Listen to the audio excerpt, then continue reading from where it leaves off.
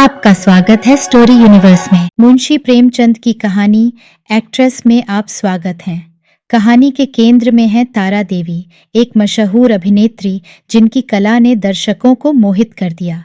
लेकिन इस चमक धमक और अपार प्रसिद्धि के पीछे तारा की निजी जिंदगी के संघर्ष और उसकी अंतरात्मा की गहन वेदनाओं की कथा छिपी हुई है। मुंशी प्रेमचंद हिंदी साहित्य के शिखर पुरुष ने अपनी लेखनी से जीवन की जटिलताओं और मानवीय भावनाओं को सजीव किया है। उनकी कहानियों में समाज की सच्चाई और मानवीय संवेदनाएं इतनी प्रखरता से उभर कर आती हैं कि पाठक मंत्रमुग्ध हो जाते हैं। तारा देवी की कहानी में क्या है ऐसा रहस्य जो उसे एक युवक कुंवर निर्मलकांत की ओर खींचता है? क्या वह अपने प्रेम को समाज की सीमाओं से ऊपर उठा पाएगी या फिर उसे अपने अतीत के कटु अनुभवों से संघर्ष करना पड़ेगा? क्या कुंवर निर्मलकांत के सच्चे प्रेम का सामना कर पाएगी तारा, या फिर वह अपने स्वयं के अंतर्द्वंद्व में उलझ कर रह जाएगी? इस कहानी में प्रेम, त्याग और संघर्ष की गाथा इतनी गहराई से बुनी गई है कि यह आपको अंत तक बांधे रखेगी। तो चलिए शुरू करते हैं। रंगमंच का पर्दा गिर गया। तारा देवी ने शकुंतला का पाठ खेलकर दर्शकों को मुग्ध कर दिया था। जिस वक्त वह शकुंतला के रूप में राजा दुष्यंत के सम्मुख खड़ी ग्लानि, वेदना और तिरस्कार से उत्तेजित भावों को आग्नेय शब्दों में प्रकट कर रही थी, दर्शक वृंद शिष्टता के नियमों की उपेक्षा करके मंच की ओर उन्मत्तों की भांति दौड़ पड़े थे और तारा देवी का यशोगान करने लगे थे। कितने ही तो स्टेज पर चढ़ गए और तारा देवी के चरणों पर गिर पड़े। सारा स्टेज फूलों से पट गया, आभूषणों की वर्षा होने लगी। यदि उसी क्षण मेनका का विमान नीचे आकर उसे उड़ा न ले जाता तो कदाचित उस धक्कम धक्के में 10 पहुंच आदमियों की जान पर बन जाती। मैनेजर ने तुरंत आकर दर्शकों को गुणग्राहकता का धन्यवाद दिया और वादा भी किया कि दूसरे दिन फिर वही तमाशा होगा। तब लोगों का मोहान्माद शांत हुआ, मगर एक युवक उस वक्त भी मंच पर खड़ा रहा। लंबे कद का था, तेजस्वी मुद्रा, कुंदन का सा देवताओं का सा स्वरूप, गठी हुई देह, मुख से एक ज्योति सी प्रस्फुटित हो रही थी। कोई राजकुमार मालूम होता था। जब सारे दर्शक गण बाहर निकल गए, उसने मैनेजर से पूछा, क्या तारा देवी से एक क्षण के लिए मिल सकता हूं? मैनेजर ने उपेक्षा के भाव से कहा, हमारे यहाँ ऐसा नियम नहीं है। युवक ने फिर पूछा, क्या आप मेरा कोई पत्र उसके पास भेज सकते हैं? मैनेजर ने उसी उपेक्षा के भाव से कहा, जी नहीं, क्षमा कीजिएगा, यह हमारे नियमों के विरुद्ध है। युवक ने और कुछ न कहा, निराश होकर स्टेज के नीचे उतर पड़ा और बाहर जाना ही चाहता था कि मैनेजर ने पूछा, जरा ठहर जाइए, आपका कार्ड? युवक ने जेब से कागज का एक टुकड़ा निकलकर कुछ लिखा और दे दिया। मैनेजर ने पुर्जे को उड़ती हुई निगाह से देखा। कुंवर निर्मलकांत चौधरी, OBE। मैनेजर की कठोर मुद्रा कोमल हो गई। कुंवर निर्मलकांत शहर के सबसे बड़े रईस और ताल्लुकेदार, साहित्य के उज्ज्वल रत्न, संगीत के सिद्धस्त आचार्य, उच्च कोटि के विद्वान, 8-10 लाख सालाना के नफेदार, जिनके दान से देश की कितनी ही संस्थाएं चलती थीं, इस समय एक क्षुद्र प्रार्थी के रूप में खड़े थे। मैनेजर अपने उपेक्षा भाव पर लज्जित हो गया। विनम्र शब्दों में बोला, क्षमा कीजिएगा, मुझसे बड़ा अपराध हुआ। मैं अभी तारा देवी के पास हुजूर का कार्ड लिए जाता हूं। कुंवर साहब ने उससे रुकने का इशारा करके कहा, नहीं, अब रहने ही दीजिए, मैं कल 5 बजे आऊंगा। इस वक्त तारा देवी को कष्ट होगा, यह उनके विश्राम का समय है। मैनेजर, मुझे विश्वास है कि वह आपकी खातिर इतना कष्ट सहर्ष सह लेंगी। मैं 1 मिनट में आता हूं। किंतु कुंवर साहब अपना परिचय देने के बाद अपनी आतुरता पर संयम का पर्दा डालने के लिए विवश थे। मैनेजर को सज्जनता का धन्यवाद दिया और कल आने का वादा करके चले गए।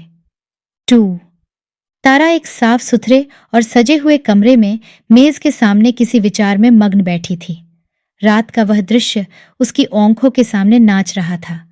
ऐसे दिन जीवन में क्या बार बार आते हैं? कितने मनुष्य उसके दर्शनों के लिए विकल हो रहे हैं, बस एक दूसरे पर फांट पड़ते थे। कितनों को उसने पैरों से ठुकरा दिया था। हाँ, ठुकरा दिया था, मगर उस समूह में केवल एक दिव्य मूर्ति अविचलित रूप से खड़ी थी। उसकी आंखों में कितना गंभीर अनुराग था, कितना दृढ़ संकल्प। ऐसा जान पड़ता था मानो दोनों नेत्र उसके हृदय में चुभे जा रहे हों। आज फिर उस पुरुष के दर्शन होंगे या नहीं, कौन जानता है, लेकिन यदि आज उनके दर्शन हुए तो तारा उनसे एक बार बातचीत किए बिना न जाने देगी। यह सोचते हुए उसने आईने की ओर देखा। कमल का फूल सा खिला था। कौन कह सकता था कि वह नव विकसित पुष्प 33 बसंतों की बहार देख चुका है। वह कांति, वह कोमलता, वह चपलता, वह माधुर्य किसी नव यौवना को लज्जित कर सकता था। तारा एक बार फिर हृदय में प्रेम दीपक जला बैठी। आज से 20 साल पहले एक बार उसको प्रेम का कटु अनुभव हुआ था। तब से वह एक प्रकार का वैधव्य जीवन व्यतीत करती रही। कितने प्रेमियों ने अपना हृदय उसको भेंट करना चाहा था, पर उसने किसी की ओर आंख उठाकर भी न देखा था। उसे उनके प्रेम में कपट की गंध आती थी, मगर आज उसका संयम उसके हाथ से निकल गया। एक बार फिर आज उसे हृदय में उसी मधुर वेदना का अनुभव हुआ जो 20 साल पहले हुआ था। एक पुरुष का सौम्य स्वरूप उसकी आंखें में बस गया, हृदय पट पर खिंच गया। उसे वह किसी तरह भूल न सकती थी। उसी पुरुष को उसने मोटर पर जाते देखा होता तो कदाचित उधर ध्यान भी न करती, पर उसे अपने सम्मुख प्रेम का उपहार हाथ में लिए देखकर वह स्थिर न रह सकी। सहसा दाई ने आकर कहा, बाई जी, रात की सब चीजें रखी हुई हैं, कहिए तो लाऊं? तारा ने कहा, नहीं, मेरे पास चीजें लाने की जरूरत नहीं, मगर ठहरो, क्या क्या चीजें हैं? एक ढेर का ढेर तो लगा है बाई जी, कहाँ तक गिनाऊं? अशर्फियां हैं, ब्रूचेस, बाल के पिन, बटन, लैकेट, अंगूठियां सभी तो हैं। एक छोटे से डिब्बे में एक सुंदर हार है। मैंने आज तक वैसा हार नहीं देखा, सब संदूक में रख दिया है। अच्छा, वह संदूक मेरे पास ला।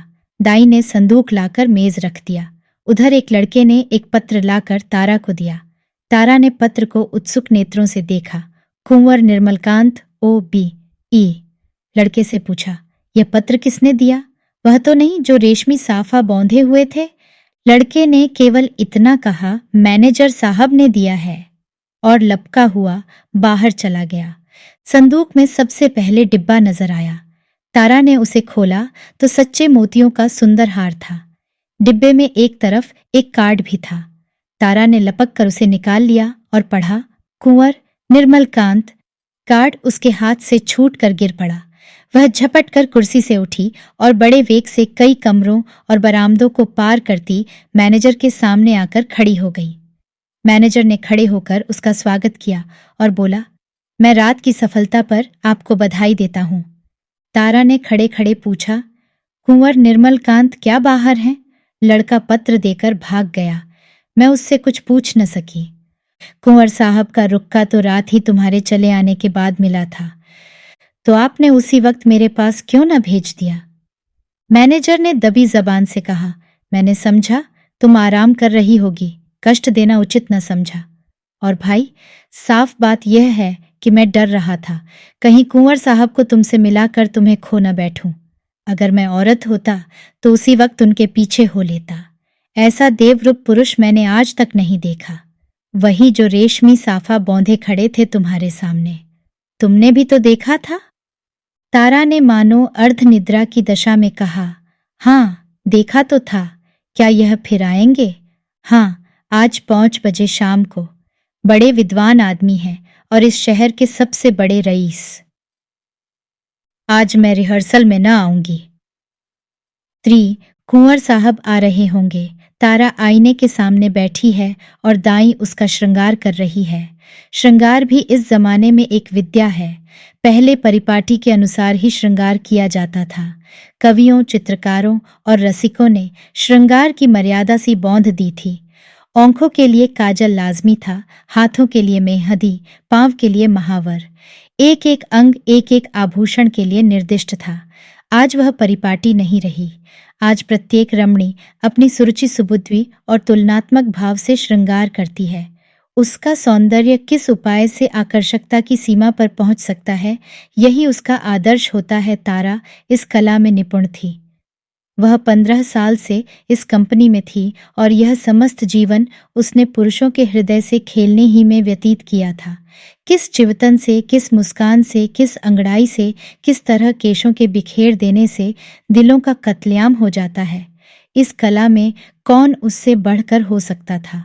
आज उसने चुन चुन कर आजमाए हुए तीर तर्कस से निकाले और जब अपने अस्त्रों से सजकर वह दीवान खाने में आई तो जान पड़ा मानो संसार का सारा माधुर्य उसकी बलाएं नम ले रहा है।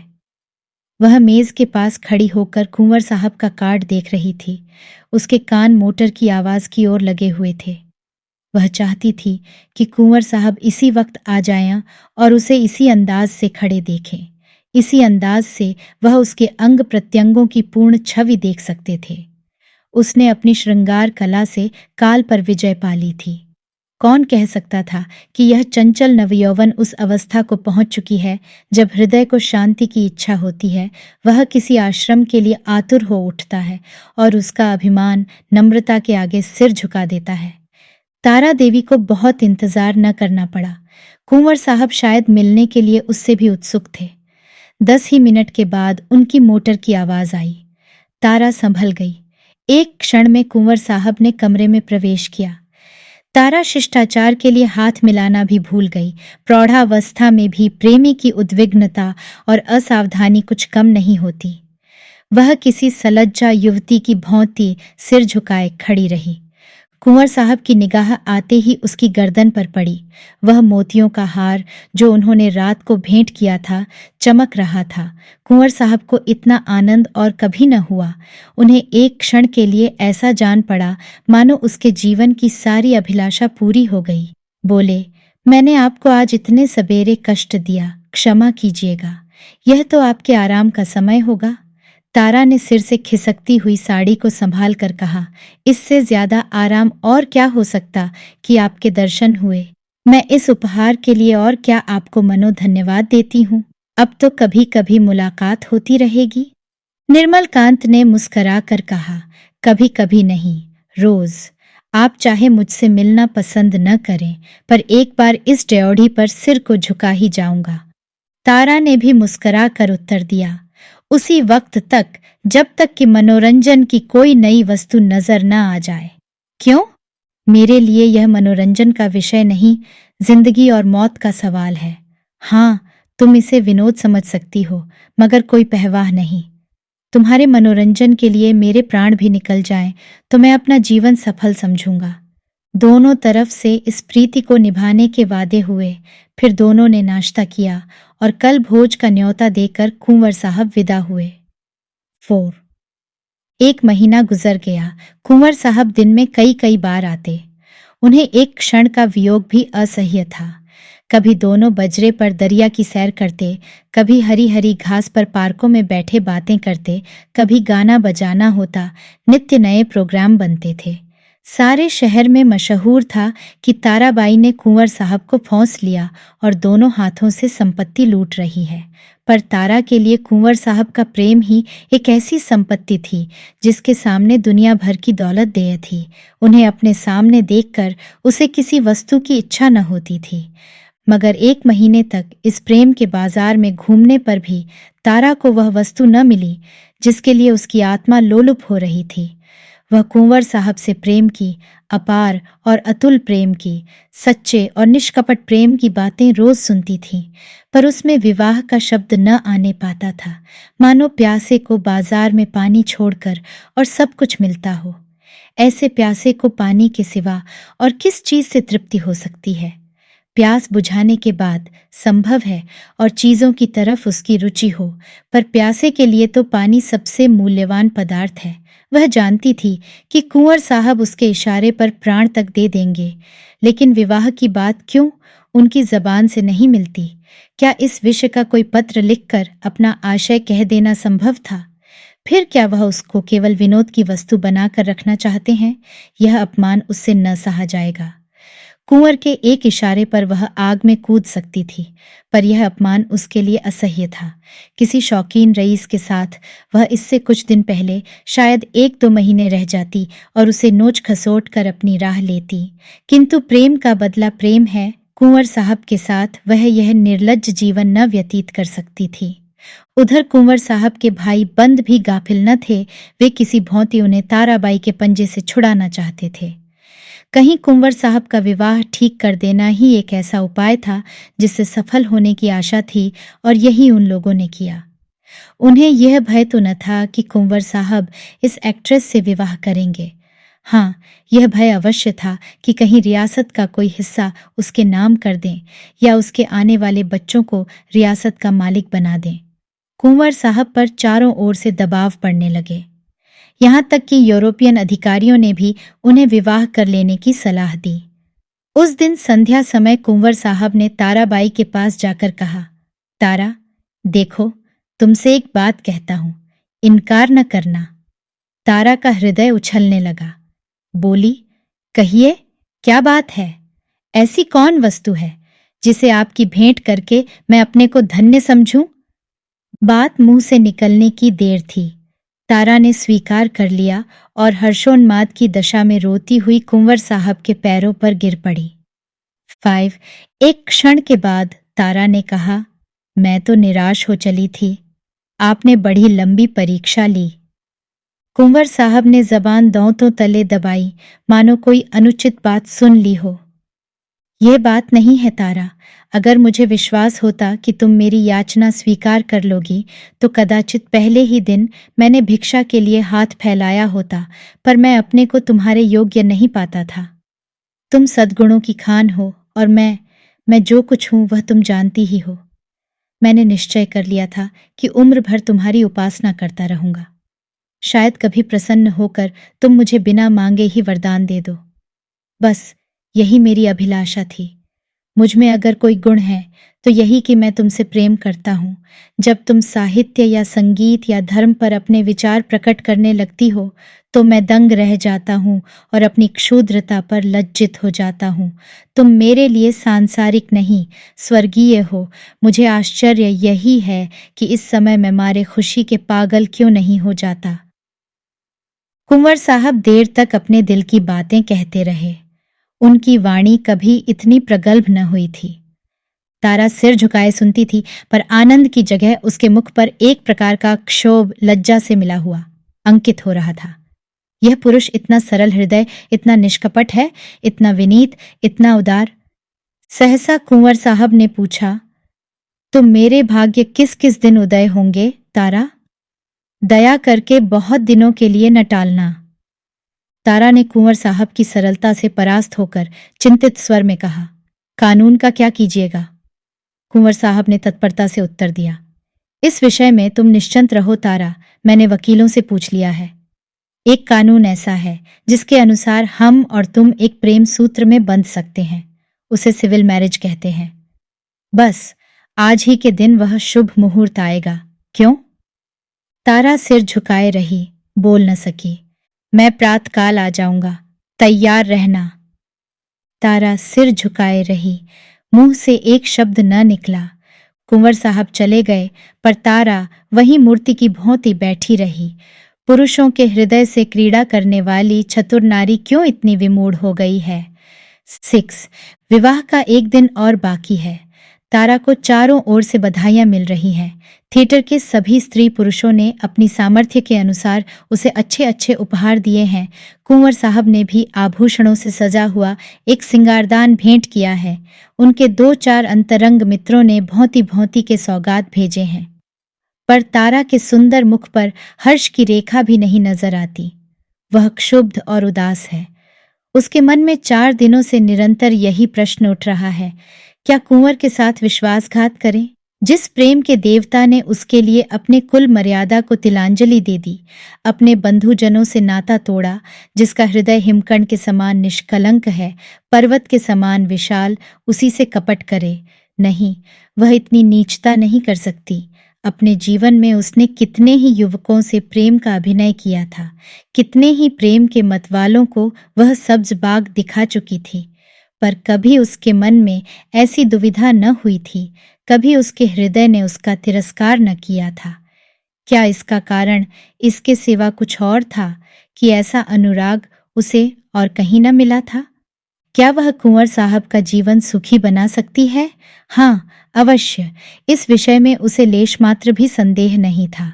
भक्ति के लिए ऐसी कौन सी वस्तु है जो असाध्य हो, पर क्या वह प्रकृति को धोखा दे सकती है? ढलते हुए सूर्य में मध्याह्न का सा प्रकाश हो सकता है? असंभव। वह स्फूर्ति, वह चपलता, वह विनोद, वह सरल छवि, वह तल्लीनता, वह त्याग, वह आत्मविश्वास, वह कहाँ से लाएगी जिसके सम्मिश्रण को यौवन कहते हैं? नहीं, वह कितना ही चाहे, पर कुंवर साहब के जीवन को सुखी नहीं बना सकती। बूढ़ा बैल कभी जवान बछड़ों के साथ नहीं चल सकता। आह! उसने यह नौबत ही क्यों आने दी? उसने क्यों कृत्रिम साधनों से, बनावटी सिंगार से कुंवर को धोखे में डाला? अब इतना सब कुछ हो जाने पर वह किस मुंह से कहेगी कि मैं रंगी हुई गुड़िया हूँ? जबानी मुझसे कब की विदा हो चुकी, अब केवल उसका पद चिन्ह रह गया है। रात के 12 बज गए थे। तारा मेज के सामने इन्हीं चिंताओं में मग्न बैठी हुई थी। मेज पर उपहारों के ढेर लगे हुए थे, पर वह किसी चीज की ओर ओएनक उठाकर भी न देखती थी। अभी 4 दिन पहले वह इन्हीं चीजों पर प्राण देती थी। उसे हमेशा ऐसी चीजों की तलाश रहती थी जो काल के चिन्हों को मिटा सकें, पर अब उन्हीं चीजों से उसे घृणा हो रही है। प्रेम सत्य है, और सत्य और मिथ्या दोनों एक साथ नहीं रह सकते। तारा ने सोचा, क्यों न यहाँ से कहीं भाग जाए, किसी ऐसी जगह चली जाए जहाँ कोई उसे जानता भी न हो। कुछ दिनों के बाद जब कुंवर का विवाह हो जाए तो वह फिर आकर उनसे मिले और यह सारा वृत्तांत उनसे कह सुनाए। इस समय कुंवर पर वज्रपात सा होगा, हाय न जाने उनकी दशा होगी, पर उसके लिए इसके सिवा और कोई मार्ग नहीं है। अब उनके दिन रो रो कर कटेंगे, लेकिन उसे कितना ही दुःख क्यों न हो, वह अपने प्रियतम के साथ छल नहीं कर सकती। उसके लिए इस स्वर्गीय प्रेम की स्मृति, इसकी वेदना ही बहुत है। इससे अधिक उसका अधिकार नहीं। दाई ने आकर कहा, बाई जी, चलिए कुछ थोड़ा सा भोजन कर लीजिए, अब तो 12 बज गए। तारा ने कहा, नहीं, जरा भी भूख नहीं, तुम जाकर खा लो। दाई, देखिए, मुझे भूल न जाइएगा, मैं भी आपके साथ चलूंगी। तारा, अच्छे अच्छे कपड़े बनवा रखे हैं ना?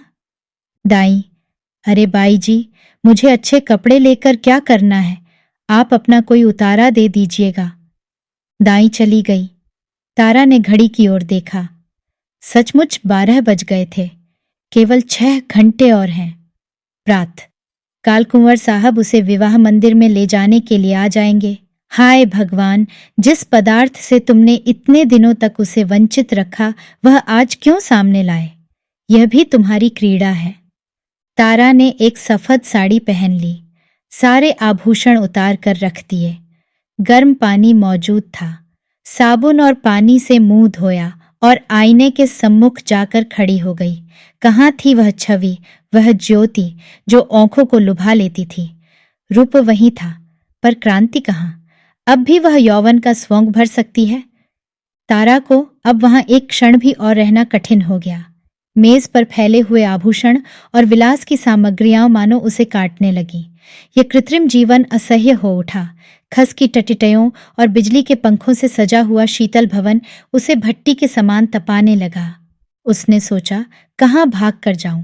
रेल से भागती हूं तो भागने ना पाऊंगी। सवेरे ही कुंवर साहब के आदमी छूटेंगे और चारों तरफ मेरी तलाश होने लगेगी। वह ऐसे रास्ते से जाएगी जिधर किसी का ख्याल भी न जाए।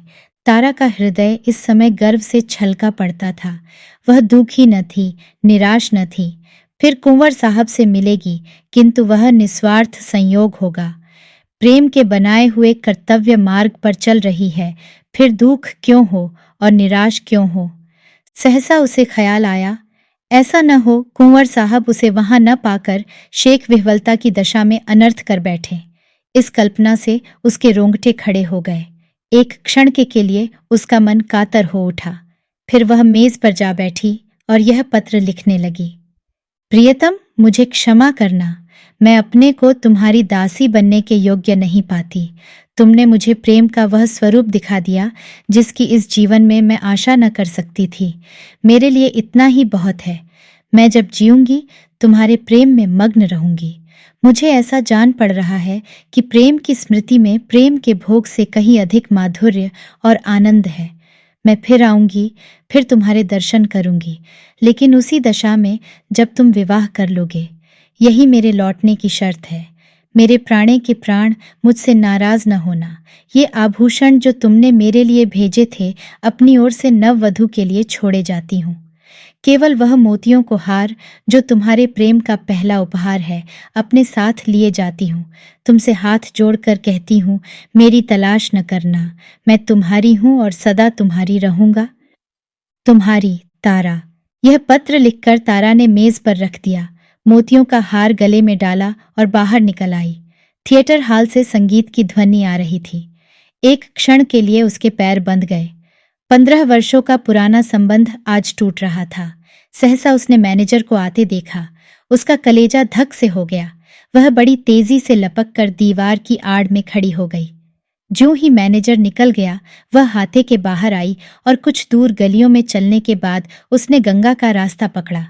गंगा तट पर सन्नाटा छाया हुआ था। 10 पौंच साधु बैरागी धूनियों के सामने लेटे थे।